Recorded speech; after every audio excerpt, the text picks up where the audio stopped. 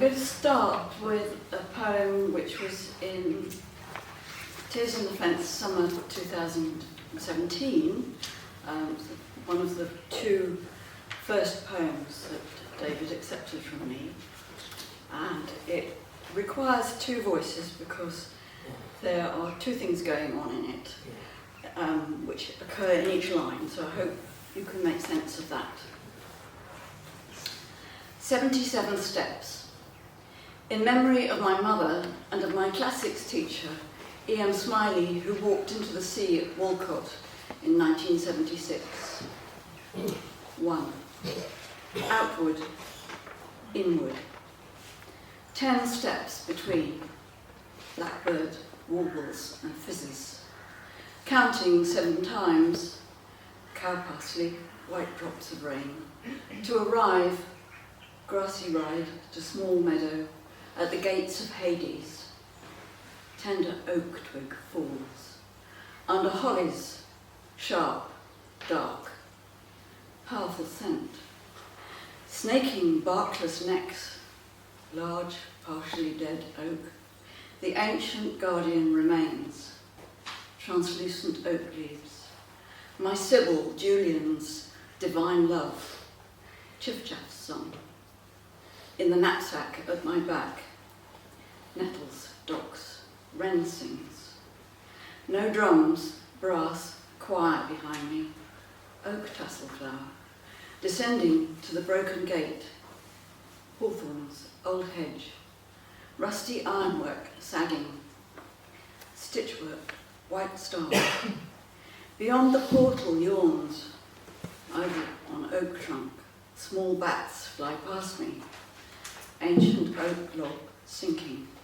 Cobwebs spread across. Tall oak, its feet in bluebells. Spiders and dust in my hair. Willow warbler imitating chiff-chaff. Hand on wall, I walk down. Goosegrass, yaffle calls. Stone steps wet. Brown patterned slug at my feet. And riven. Patter of drops blown off leaves above. Faint light from below. Bur oak thickened trunk. I hold a branch of may. Meadow saxifrage. To cross this river Lethe. Sea of bramble shoots. Not water, but song. Bluebells thick under oak. Intertwines time, sound, dark matter. Pheasant alarm. Invisible choir. Dead branch almost buried. From a new dimension. 2. Permissive footpath. A boat made of reeds that whisper. Large oaks, one dead. I step in, no ferryman. Branches tangle, pulls me along with gentle sway. New leaves shine. All song dies away, and the reed bed, raindrops, summons me, bowing. Dandelion flowers. Her tall, watery form rises in the open. She speaks Virgil's Latin words, 2 bluebells, as at school when I was young. New bracken fronds, of Aeneas and his father Anchises, large oak tree, the golden bough, black white trunks, silver birch grove, with melodious singing voice, lark above, more inspiring than she ever knew, roebuck. The wound is open and peopled now, Scots pine. They come to greet me, low branching oak, dimly seen at first, brambles, bracken, thicket, soon silver birch, arm in arm with honeysuckle. My mother finds me, May tree, a plume of leaves, eyes alight with love, rain encrusted, sheet of bluebells. Woken from that twilight, hawthorn trees, tall dome. My hands find no purchase, scent of bluebells. Our voices join, grass stains on filaments. We spend a day and night, chat door, chuck call, talking, laughing, renewing. Scots pine, whiskered tufts. This side of time, nettles in grass, Chiff-chaff sings. There are old friends here, women, molehill stock plants, who helped me ride a blue leading into the wood, become myself. 3. Conservation headland. My grandmother's Chiff-chaff wavy flight across. All the dear figures, curly-headed oak tree, of childhood and youth, hedge, edge, brambles. One gallops bareback, blackcaps singing. Those writers I read. Bluebell faded violet in the grass and tried to emulate bracken fronds unfurling. Behind them, ancestors, mop-headed hawthorn, trailing crowds, dead oak with flowering hawthorn. All the women who, tall brackens branching, fought for suffrage and our rights, wild strawberry flowers, raised their daughters to be May-tree dot buds, what they should be, and more. Passed through bracken, scientists, writers, doctors, ivy-crowded trees. Artists, makers, linguists, hollies further in. Mothers. And now my time is ended. Dog rose climbs. I leave. Pale green views through pattern of branches. Honoured amid sad farewells. Foxglove, young leaves. Turn away in tears. Bank of dead bracken to find myself again. Garden warbler sings. Leaden feet. Young rowan struggling through hawthorn. Take me. Chimes of heavy machinery backing. Find 10 steps, 10 lines. Blackbird in the distance. Climb stairs to the light. Hollies at Hades Gate. Through the horizon of life. Rain, sky bears down. And the next one is in this issue of Tears and Fence, written in Scotland, where I live now, in last autumn. Blaebo Craigs, waiting. Stone grown to haunt the whole edge, the bank's brim. The Goldcrest's hill swallows the beach beam, which sprawls broken end, splintered bristle, bent claw, top-tipped and vanquished, tossed. Pitiful branch of footfall dull. Sandstone slabs bind the narrowness, tipping, elevate the tree creeper, briskly elaborate the terrible stone cliff, gleaming green, hard and varicose. Under ravens knocking. Knock, knock. Who's there? Hill various with syllables, vicissitudes, powdery scratches, leprous and loaded, eliminated by milky tides of distempered bleeding downhill, one by one. Cut through all the mossy blocks, quarry to wood sorrels, undercover. Woodpecker.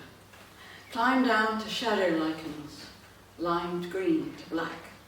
Stone obliterates my bone bowl, my bark skin, stippled and stammered, my gallery DNA. The next two are from this little book which is on the stand, and it's an artist's book. So I've printed out the poems and made the covers from old torn up paintings. And the first one I'm going to read is the title poem, Lunala. Now, Lunala is a gold, beaten gold petrel, very commonly found in Ireland. I think 90% are from early Bronze Age Ireland. Lunala. I slept so long, 52,000 moons ago, lost, cradled by cycles of darkness. Unlock me, hang me round your neck. I sing to refuse darkness. My golden light rises up your ribs. Read the tellings, map the jewels, constellations blushing their expensive contributions around your neck, the meaning spores, the missing others.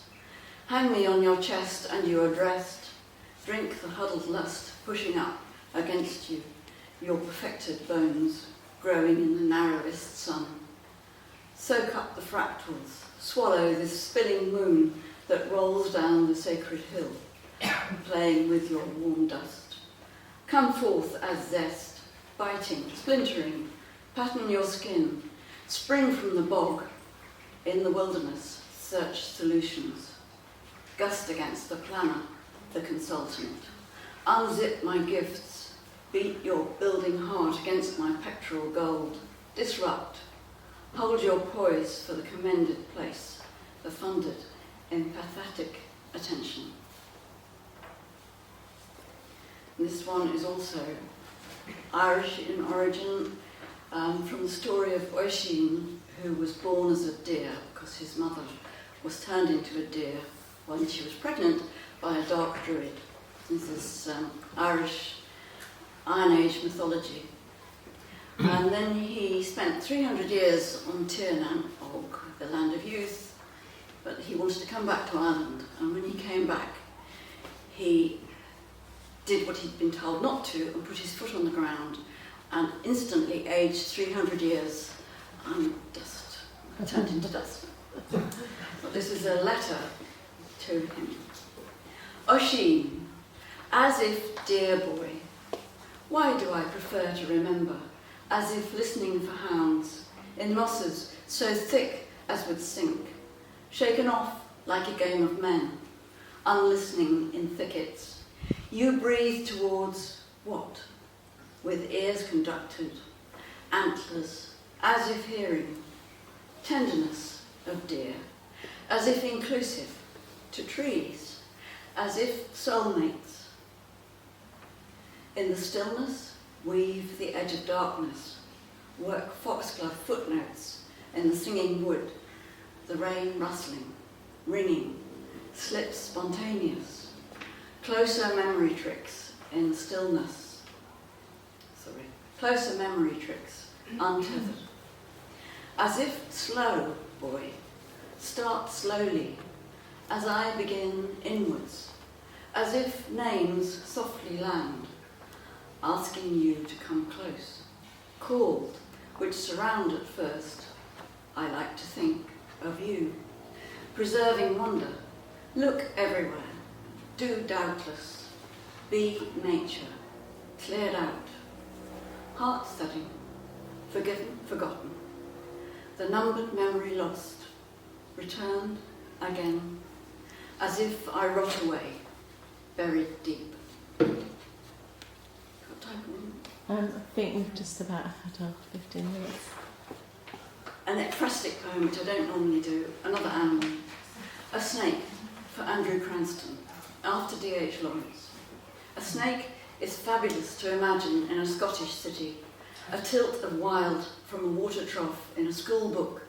It sips in the heat on the stone edge, sip, sip, with its flat gums, and in this canvas rectangle, its pattern makes an S shape, moves me with paint, crowned as a long, long cushion of spotted stripes. It pours itself, gold and silver, king of the carpet, ominous but tamed, stilled in brush marks. I smell the empty heat. The dots keep me heavy and reached for, swelling like the snake, trying to let go, into earth bowels in waves. The longed for underworld, down in the water, sip, sipping, pouring itself in the night. I am on my knees, drowning in that earlier purple sky, honouring its venomous breathing.